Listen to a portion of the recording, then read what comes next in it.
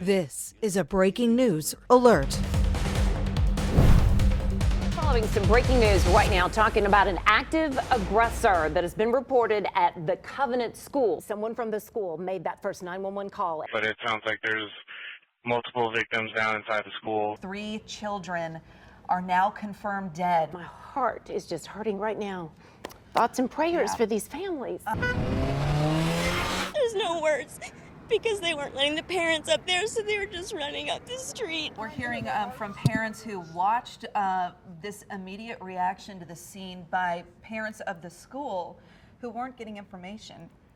Just so many questions. Yeah, People wanting to know what was actually happening. I'm actually a school shooting survivor myself. It happened years ago. I was actually in the hallway during break when the gunman opened fire, shooting one of my peers and killing them. And I hid underneath the risers in my choir class, so I know exactly what some of these kids are going through today. You can see behind me, there's school buses here. There were several that came through just a few minutes ago.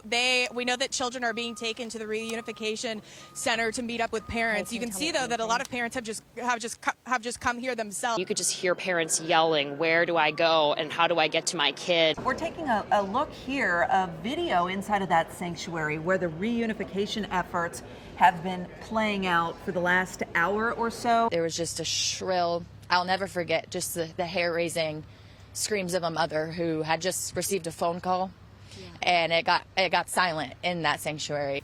This is what nightmares are made of. I could see a mother going from bus to bus, calling for her child's name.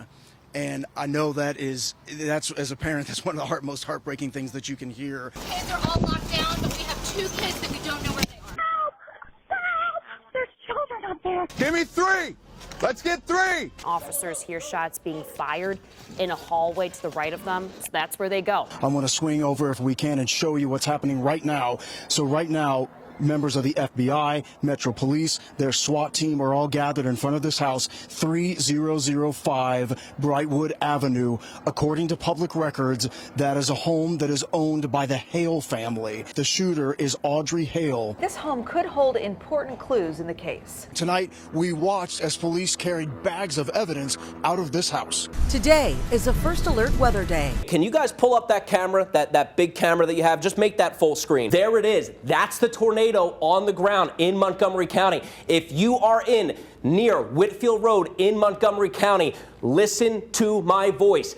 Get into your safe space immediately. That is what we're watching. It is now on the ground. This is live footage. There are still, though, some people who are currently being rescued by crews. There is a house that collapsed over there. They could hear a little girl screaming, saying that she was with her brother and she needed help. And my husband had to go over there and help pick up some wood to get a little girl and a little boy out. Just right now, you're seeing an ambulance come down the road. There's always activity right now. There's a moving truck that's flipped onto its side, and it was pushed up against the house. This will be a director call. This is something you can even see, but we'll give it a whirl here. So this is from Gate 1 at Fort Campbell. You see cars on their sides, and in a moment, there she is. The woman standing in that doorway, her home pretty much destroyed all around her. Oh my God, oh no! Yeah, we're all gasping watching that video. The airbags have been deployed. There's insulation up there too. So it was either rolled over and landed here, or something hit it and then kept going. Wife Angie's a nurse. She was able to do some CPR. She's really good.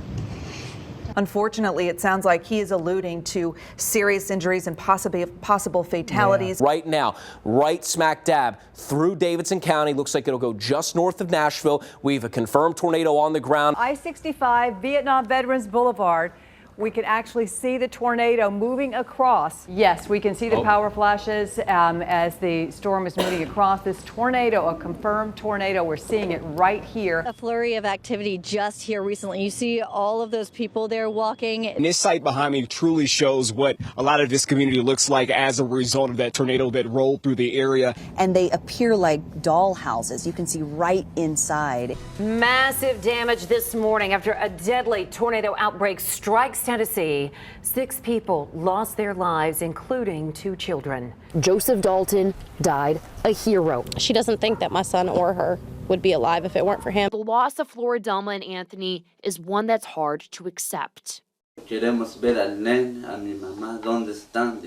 They're asking for Mom. Where's my mom? We want to see where my brother and my mom are. This is what's left of her neighbor's home. She was just feet away from the destruction that killed 3 of them. And this is where a cross is placed for Arlen Cody. When severe weather threatens the mid-state. I am not one that typically is alarming person. You know that if you've been watching me for years here. We want you to take this very, very seriously. The WSMV4 First Alert Weather Team is the first to alert you to severe weather before it touches down in your area. Now, not only is it on the ground, but it is a catastrophic tornado that could cause catastrophic damage as it works its way through. Keeping you and your family safe from changes in the weather is why we First Alert.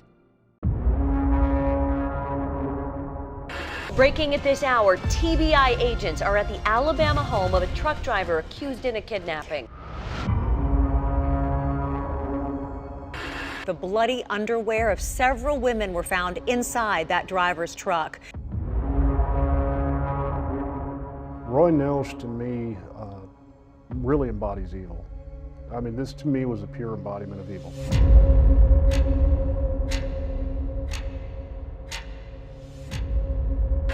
There is, to this date, only one woman who police know was able to escape Nelsh. I was to the point where I felt desperate. I'll get you out of this truck. That's what you got. I already know I'm probably going to die, so I'm not going to go down without a fight. Jeremy, it's important to note, no one outside of police has ever seen what you have uncovered. The story, when you read it or hear about it, sounds like a movie. So you may think you're the only survivor. I do. I believe that I am. To be honest with you, my initial thought was, I thought he was a serial killer.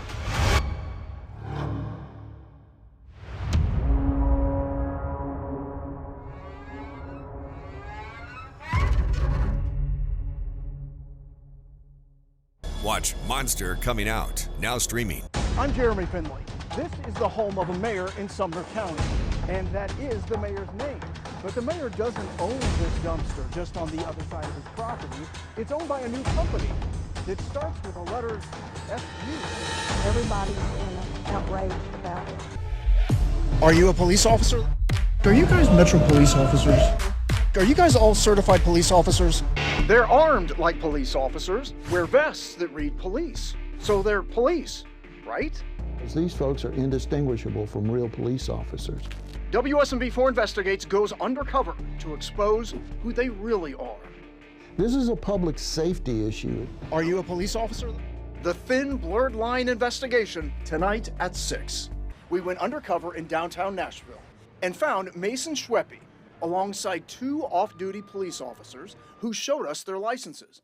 And like his peers, Schweppe is wearing badges that read police.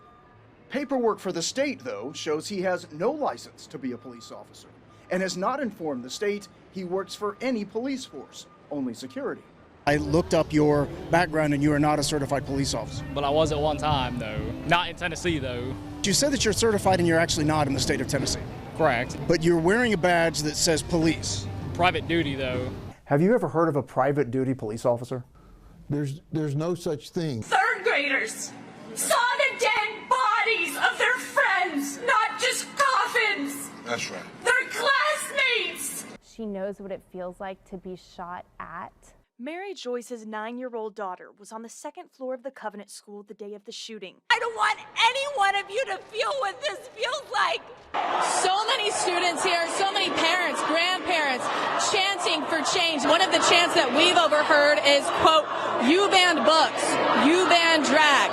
Kids are still in body bags." The Tennessee State House is about to vote on whether or not to expel 3 Democratic state representatives from their House seats. I hereby declare Representative Justin Jones of the 57th Representative District expelled from the House of Representatives of the 113th Assembly of the State of Tennessee.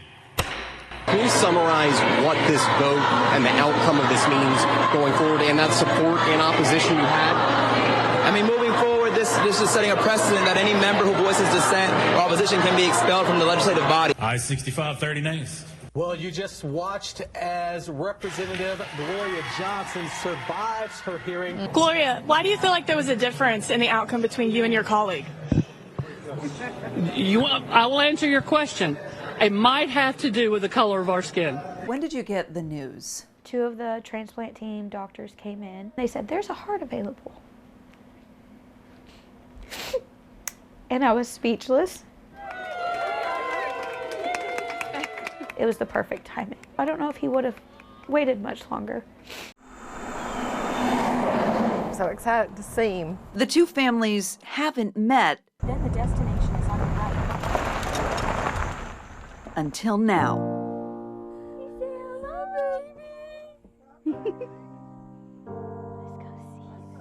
My precious baby, can I hold it? Can I feel your little heart beating? Both mothers say they're right where they should be, in each other's arms. Oh, thank you so much. It's God's little miracle. He's just so precious. Lena didn't just save Mark Jr. When Lena was in the hospital and her brain went to sleep, I got to feeling like I was having a heart attack. As Lena was dying, doctors rushed her mother to another floor where blood work found cancer. Doctors say they caught it early. Lena saved your life. Yes, she did. Lena's our little hero. In a way, Mark is a hero too. He's now the keeper of Lena's heart. Mark's alive because of Lena, but Lena's heart is beating because of Mark. It's a precious gift to know that my baby's still alive. We're all family now. We're all tied together.